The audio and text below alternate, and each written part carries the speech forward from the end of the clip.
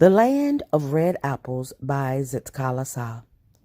There were 8 in our party of bronze children who were going east with the missionaries.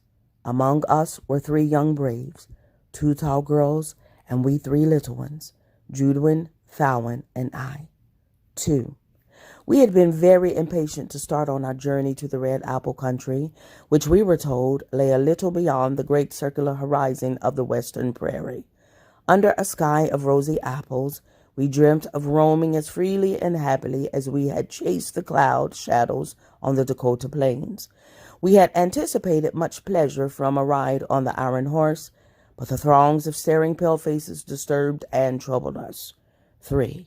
On the train, fair women with tottering babies on each arm stopped their haste and scrutinized the children of absent mothers. Large men, with heavy bundles in their hands, halted nearby and riveted their glassy blue eyes upon us. 4. I sank deep into the corner of my seat, for I resented being watched. Directly in front of me, children who were no larger than I hung themselves upon the backs of their seats, with their bold white faces toward me. Sometimes they took their forefingers out of their mouths and pointed at my moccasined feet. Their mothers, instead of reproving such rude curiosity, looked closely at me and attracted their children's further notice to my blanket. This embarrassed me and kept me constantly on the verge of tears. At 5, I sat perfectly still with my eyes downcast, daring only now and then to shoot long glances around me. Chancing to turn to the window at my side, I was quite breathless upon seeing one familiar object. It was the telegraph pole, which strode by at short paces. Very near my mother's dwelling, along the edge of a road thickly bordered with wild sunflowers, some poles like these had been planted by white men. Often I had stopped, on my way down the road, to hold my ear against the pole, and hearing its low moaning, I used to wonder what the paleface had done to hurt it. Now I sat watching for each pole that glided by to be the last one. 6.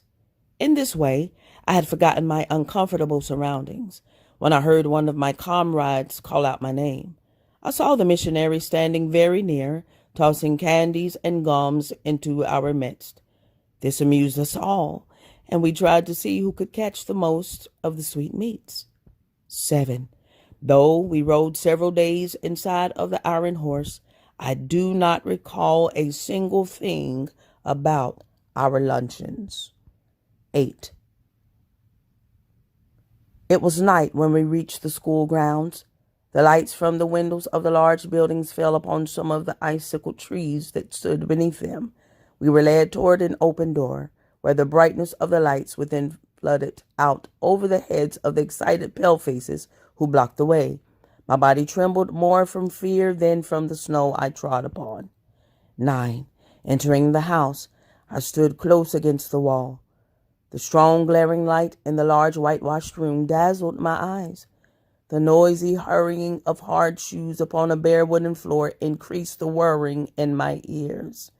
My only safety seemed to be in keeping next to the wall. As I was wondering in which direction to escape from all this confusion, 2 warm hands grasped me firmly, and in the same moment I was tossed high in mid-air. A rosy-cheeked, pale-faced woman caught me in her arms. I was both frightened and insulted by such trifling. I stared into her eyes, wishing her to let me stand on my own feet, but she jumped me up and down with increasing enthusiasm.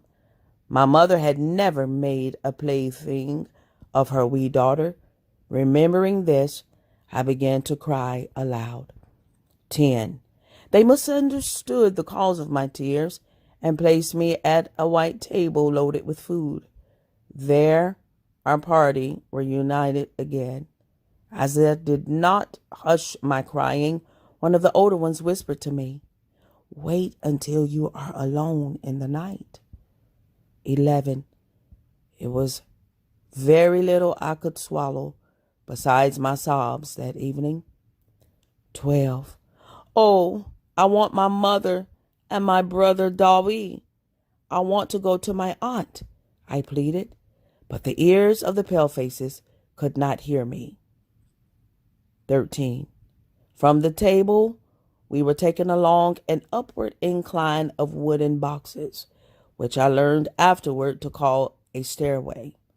At the top was a quiet hall dimly lighted. Many narrow beds were in one straight line down the entire length of the wall. In them lay sleeping brown faces, which peeped just out of the coverings. I was tucked into bed with one of the tall girls because she talked to me in my mother tongue and seemed to soothe me. 14. I had arrived in the wonderful land of rosy skies, but I was not happy as I had thought I should be. My long travel and the bewildering sights had exhausted me. I fell asleep, heaving deep, tired sobs.